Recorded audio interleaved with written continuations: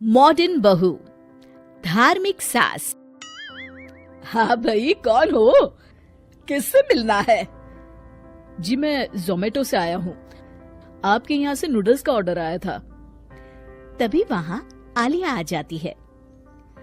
अरे माँ जी, रोज तो हम घर का खाना खाते ही हैं, इसलिए मैंने सोचा कि आज सबके लिए नूडल्स मंगा लेती हूँ।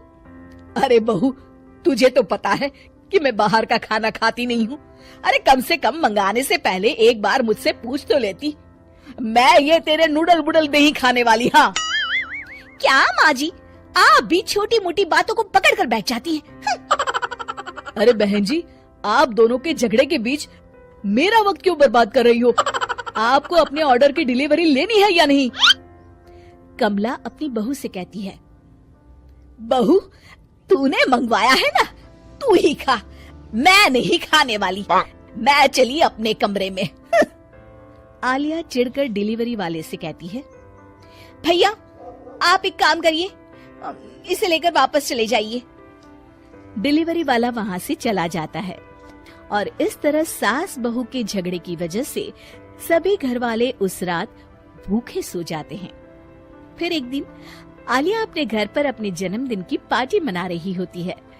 उस रात उसकी सास कमला की तबीयत ठीक नहीं रहती और घर में हो रहे शोर शराबे से उसे बड़ी तकलीफ होती है। अरे बहू, पागल हो गई है क्या?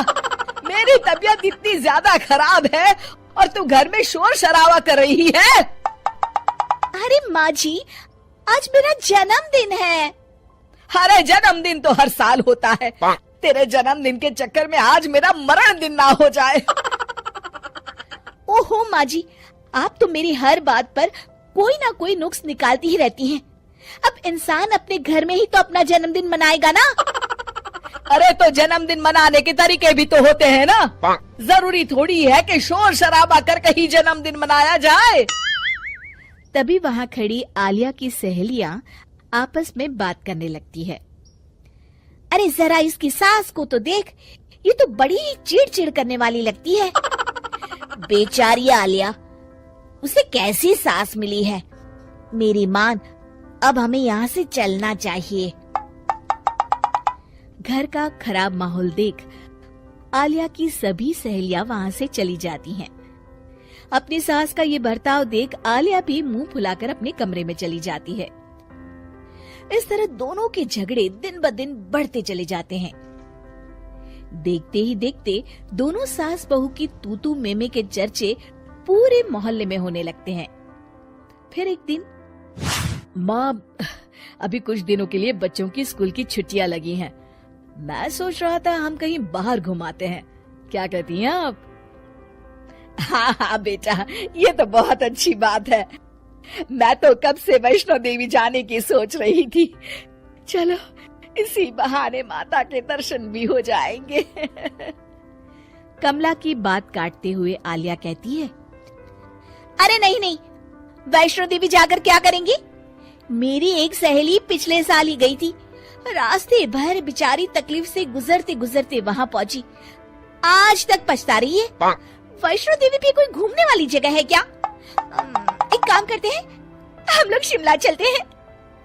अरे नहीं बहू, बच्चों को धार्मिक स्थानों पर ले जाने से उनमें अच्छे संस्कार आते हैं और वैसे भी माता के दर्शन किस्मत वालों को ही मिलते हैं। नहीं नहीं माँ जी, मैंने सोच लिया है, हम लोग शिमला जाएंगे। अरे मैंने एक बार कह दिया ना, हम सब वैष्णो देवी जाएंगे। माँ, तुम वैष्णो देवी जाओ और आलिया तुम शिमला चली जाओ। मैं बच्चों के साथ घर में ही रहूंगा। अरे लेकिन आप ये क्या कह रहे हैं? अरे तो और क्या करूं, तंग आ गया हूं मैं तुम दोनों की रोज की झिकझिक से। बस खत्म करो, कहीं नहीं जा रहे हम, घूमने का प्रोग्राम कैंसिल। इतना कहकर राहुल वहाँ से चला जाता है। उस दिन के बाद से दोनों सास बहू एक दूसरे से मुंह फुलाए रहने लगती है।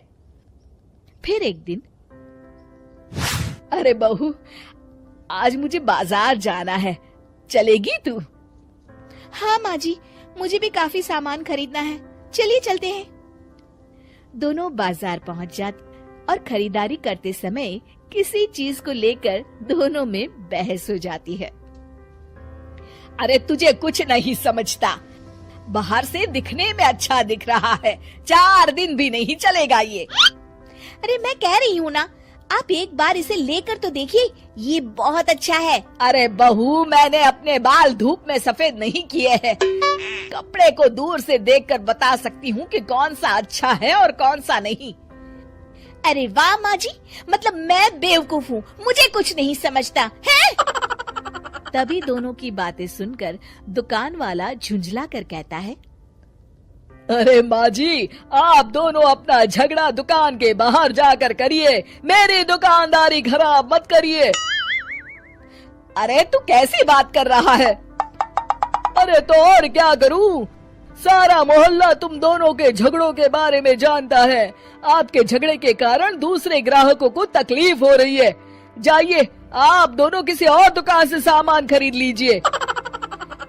दुकानदार की तीखी बातें सुनकर कमला और आलिया को बड़ी शर्मिंदगी महसूस होती है। घर आने के बाद दोनों के मन में दुकानदार की बातें घूम रही होती है। बहू, मुझे लगता है कहीं ना कहीं गलती हम दोनों की है। अरे छोटी छोटी बातों पर लड़ पड़ते हैं हम, जिस वजह से सारे मोहल्ले में हमारी हंसी हो रही है। हाँ माँ जी, आप बिल्कुल सही कहती हैं। आखिर हम दोनों को जिंदगी भर साथ रहना है और हमारे बीच आपसी तालमेल होना बहुत जरूरी है। माँ जी, मैं आज की बात आपसे किसी भी बात पर बहस नहीं करूंगी, मुझे माफ कर दीजिए।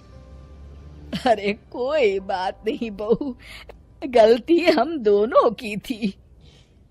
शिक्षा एक दूसरे को समझने से और एक दूसरे को सम्मान देने से ही हमारे रिश्ते अच्छी तरह से चल सकते हैं।